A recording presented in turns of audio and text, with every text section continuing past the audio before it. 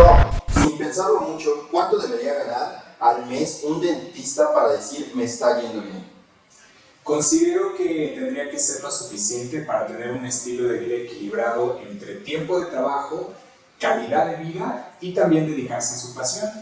En el centro de mi país, que es México, considero que a partir de 60,000 pesos mensuales, que serían 3,000, $3,500 al mes, considero que ya sería un buen ingreso para mantener un estilo de vida mediano y de ahí hacia arriba. ¿Y qué le diría al dentista que trabaja todo el día, tiene pacientes, pero al final del mes no sabe dónde quedó el dinero? Consideraría que el primer punto importante es estructurar bien sus precios. Probablemente los precios que él esté dando no le están generando ganancias al trabajar, entonces tiene mucha actividad pero poca productividad. Entonces, número 1, estructurar sus precios. Número 2, escribir dónde queda el dinero. No solamente se trata de ingresos, sino también de dónde se va todo ese dinero. Y finalmente, crear una metodología para distribuir el dinero de tal manera que quede al menos del 18 al 25% de los ingresos para reinvertirse en el crecimiento de su clínica. Perfecto, Doc. Deme un error financiero que cometen muchos dentistas y que les está costando muchísimo dinero. El error financiero que más odontólogos cometen y por lo cual no crecen, no avanzan, no tienen una verdadera empresa, es no ponerse un sueldo. Básicamente pagan todo lo que tienen que pagar del consultorio y lo que sobra se lo gastan. Entonces, cuando hay que reinvertir en publicidad, en comprar otra unidad, en a lo mejor abrir otra sucursal, nunca hay dinero y se endeudan. En pocas palabras, utilizan dinero caro para crecer. Cuando, si se pusiera un sueldo competitivo y todo lo demás sería utilidad, esa utilidad les ayudaría a crecer y a replicar toda su forma de trabajar.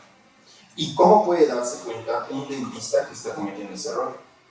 Cuando vas a su consultorio y hay un consultorio pobre con un dentista rico. Por ejemplo, ves que el odontólogo tiene un carrazo, pero cuando vas a su consultorio el sillón dental es del año del caldo, ¿no? O al revés, cuando vas a un consultorio, una clínica que está hermosa, completamente tecnológica, y cuando vas a su casa o ves en qué auto se transporta, pues pareciera que el doctor está en quiebra. Entonces no hay un equilibrio entre su estilo de vida y entre, pues, cómo está estructurado su consultorio. Bien, Doc. Ser excelente haciendo odontología garantiza que vas a tener una clínica exitosa. Considero que cada uno debe definir qué es el éxito para ellos. Para mí el éxito son metas cumplidas y esas metas cumplidas es tener un buen estilo de vida que tiene que ver con los ingresos, una buena calidad de vida que tiene que ver con el tiempo libre para construir relaciones y dedicarte a lo que te apasiona. Para mí una clínica exitosa tiene esos 3 elementos que le puede proporcionar al dueño. Ahora, si el doctor es muy bueno haciendo sus tratamientos, pero no sabe distribuir su tiempo, no se enfoca en lo que es lo más importante, pues los únicos felices son los pacientes con buenos tratamientos, pero el doctor ni tiene buen estilo de vida, ni tiene tiempo para disfrutar sus ingresos y pues mucho menos se dedica a lo que le apasiona porque quiere hacer de todo. Entonces, creo que para mí, teniendo un buen tiempo para trabajar, dedicarse a tu familia, también tener buenos ingresos y dedicarte a lo que te apasiona, es el éxito. Pero no se consigue solamente haciendo buenos tratamientos, sino planeando este estilo de vida. Perfecto, Doc. Ahora le voy a hacer una pregunta un poco incómoda. ¿Hay dentistas que realmente no deberían abrir un consultorio? Sí, hay odontólogos que no deberían meterse a la parte de emprendimiento. No precisamente abrir un consultorio, pero tampoco abrir una taquería, una carpintería. ¿Por qué? Porque para abrir un negocio no solamente tienes que ser bueno en la parte técnica, que es hacer tratamientos dentales. También tienes que ser bueno en ventas, en liderazgo, en resolver problemas, en soportar la presión del crecimiento, de los pagos. Hay que pagar un precio para crecer y hay gente que a lo mejor no sabe canalizar ese estrés, no le gusta la presión, quiere llegar a su casa y olvidarse de todo y a lo mejor para esas personas un empleo bien pagado estaría perfecto porque trabajan 8 horas al día, se van a su casa y se olvidan. Si el negocio se cae, no es su responsabilidad y ellos pueden tener buenos ingresos y estar felices. Creo que emprender un consultorio no solamente es para aquellos que hacen buenos tratamientos, sino para aquellos que les encanta crecer a través de retos. ¿Qué debería aprender antes de hacerlo? Antes de abrir un consultorio deberías de aprender, número 1, qué es un modelo de negocio. En pocas palabras, cómo se gana el dinero. Por ejemplo, Netflix tiene un modelo de negocio mediante suscripción donde cobra una cantidad pequeña, pero de manera mensual y trabaja por volumen. En odontología nosotros tenemos un negocio de servicios. En pocas palabras, el trato al cliente también es algo importante y no solamente el tratamiento per se. Porque nuestros clientes no son los dientes, sino son las personas que tienen dientes. Entonces, tienen que aprender cómo se gana el dinero. Número 2, tienen que aprender cómo se escala un negocio.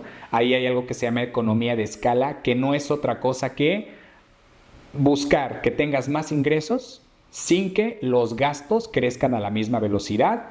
También tienen que aprender mucho liderazgo. Liderazgo que es básicamente lograr objetivos a través de apalancarse del tiempo y las habilidades de otros y que esos otros también se beneficien.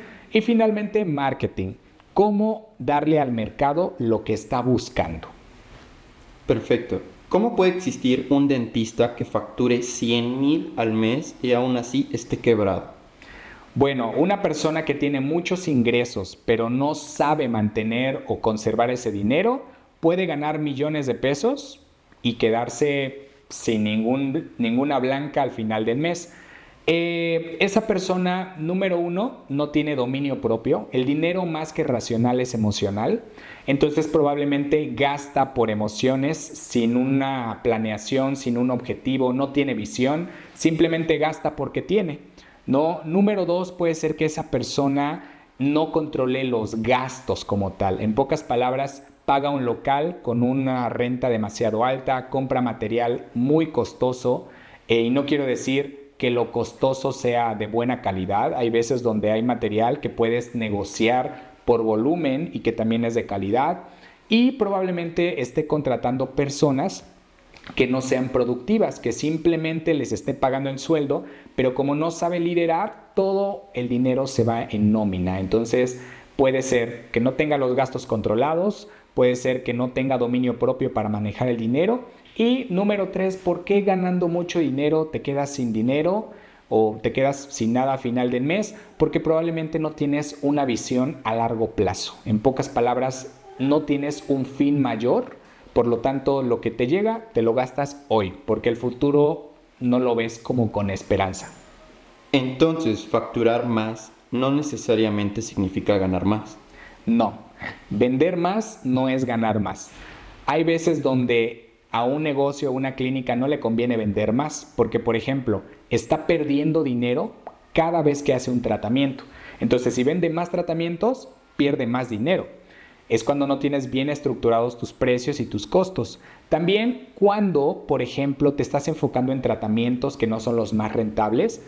Cuando vendes más, simplemente gastas más material, necesitas más personas para atender, trabajas más horarios, tienes que poner otro sillón y no ganas más porque pues realmente no te enfocas en lo más rentable, sino simplemente en lo que todos quieren que les hagas, eso realizas. ¿Cuál es la diferencia entre un dentista que tiene un consultorio y uno que realmente construyó una empresa? La diferencia entre tener un consultorio y construir una empresa en odontología es qué tanto depende de ti ese negocio. En un consultorio, si tú generas el 100% de ingresos, eres un autoempleado. Si te vas una semana de vacaciones y los ingresos se detienen, eres un esclavo de tu consultorio. El consultorio no funciona, el que funciona eres tú. En una empresa tú te puedes ir una semana, 2 semanas, 3 meses y el negocio sigue facturando del 70, 80 hasta el 90% sin que tú intervengas en el área de producir dinero. Y también cuando las personas están bien capacitadas, tienen manuales operativos, saben qué tienen que hacer, cómo lo tienen que hacer y tienen capacidad para tomar decisiones sin que te pregunten a ti, El negocio es automatizado, es independiente, entonces tú lo único que haces es vigilar los sistemas, los procesos, pero las personas realizan todo lo demás. Y esa es la diferencia. En un consultorio eres autoempleado y eres esclavo. En una empresa eres libre y eres dueño de un negocio. ¿Cuál sería la primera señal de que un consultorio ya se esté convirtiendo en una empresa? ¿Es que repetir?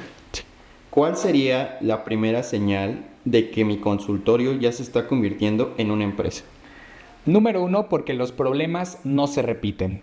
Las quejas de los pacientes no son las mismas. Número 2, porque los ingresos ya te están dejando una ganancia. Del 18 al 25% de cada tratamiento vendido ya es ganancia. Número 3, cuando el consultorio o el negocio ya te da un sueldo a ti y además da utilidades para reinvertir. Y número 4, cuando te puedes ir de vacaciones 15 días y el negocio sigue funcionando. Ahí yo me doy cuenta que ya está madurando, que cuando un negocio es un bebé, tienes que estar 24/7 dándole la alimentación, cuidando que no se caiga, pero cuando ya un negocio es un adulto, come solo, trabaja solo, sabe tomar decisiones y tú ya no tienes que estar cuidándolo todo el tiempo. Perfecto. ¿Qué prefiere? ¿Un dentista extraordinario clínicamente, pero malo administrando, o un promedio clínicamente, pero excelente en el sector empresarial?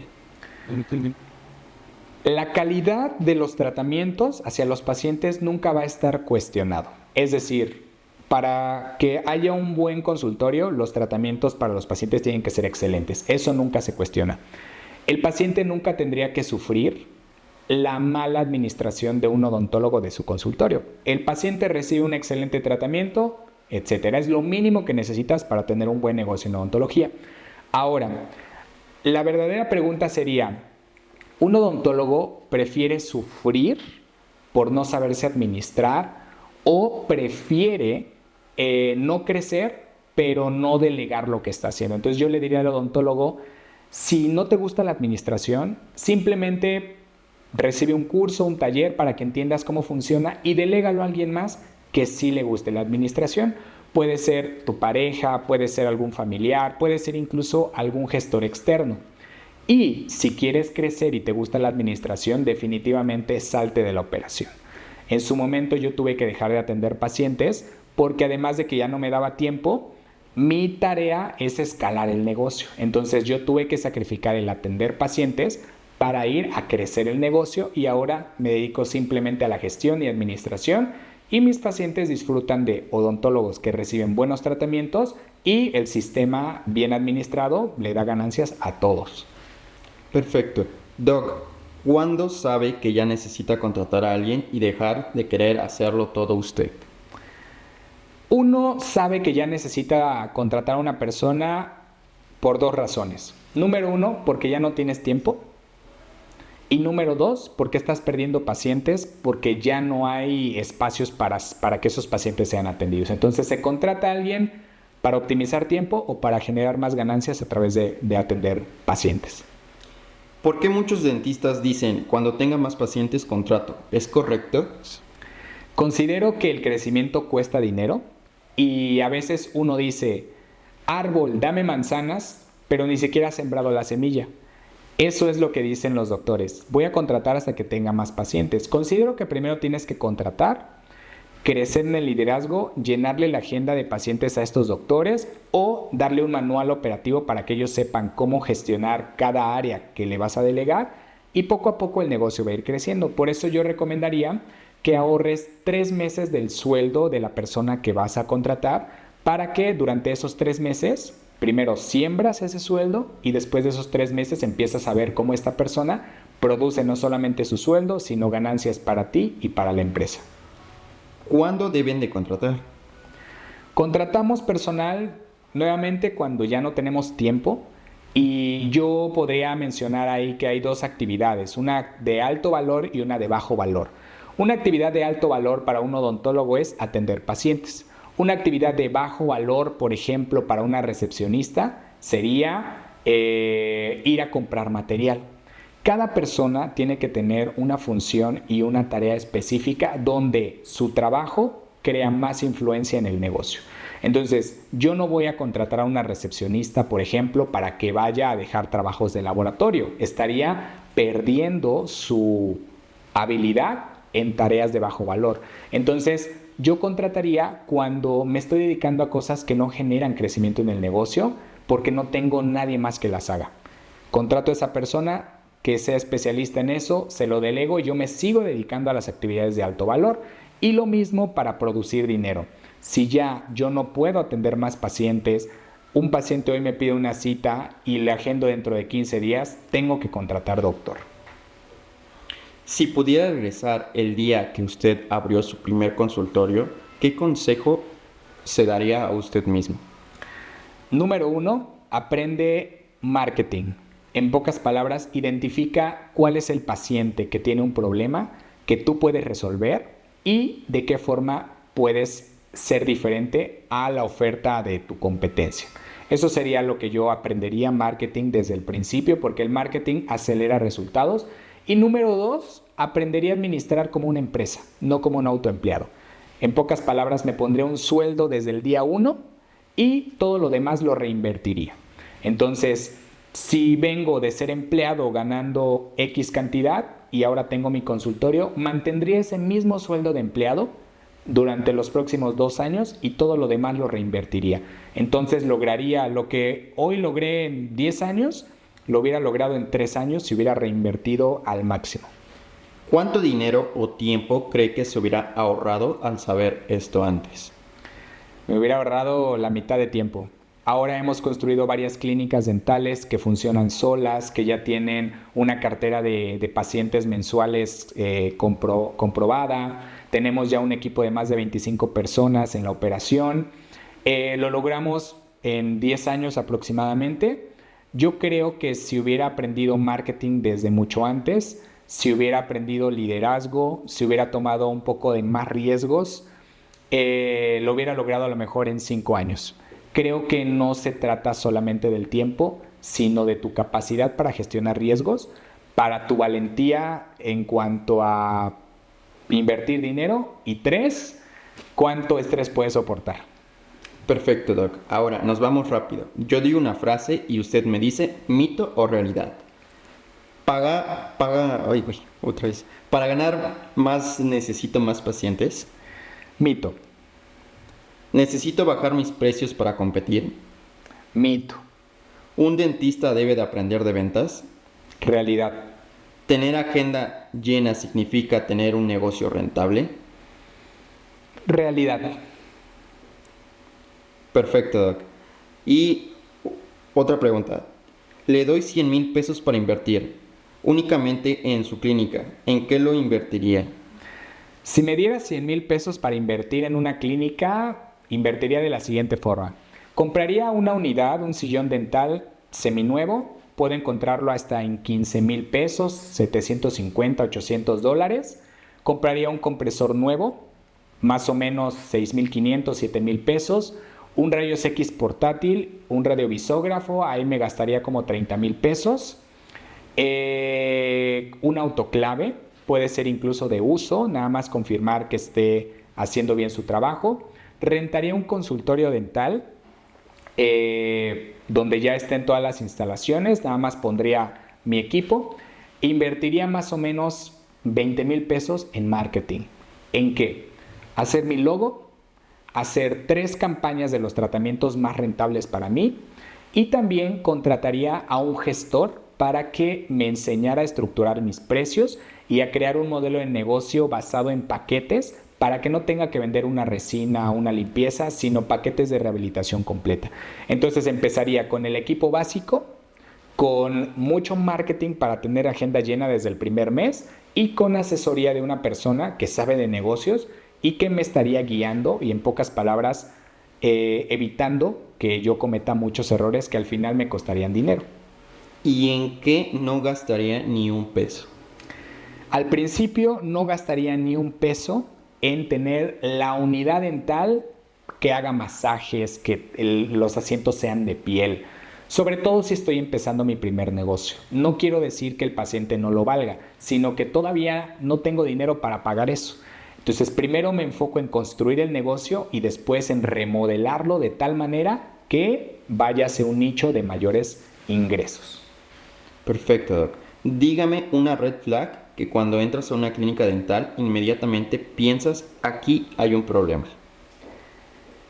Cuando el 100% de los pacientes vienen por marketing y no vienen ni por recomendación y tampoco son pacientes que terminan su tratamiento, solamente lo empiezan y se van.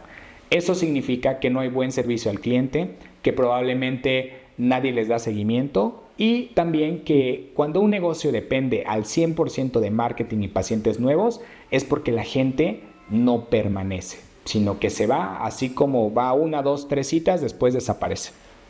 Deme otra. A ver, repíteme la pregunta. Dime una red flag que cuando entras a una clínica dental inmediatamente piensas, aquí hay un problema. Cuando no me llaman por mi nombre, no sabían que tengo cita.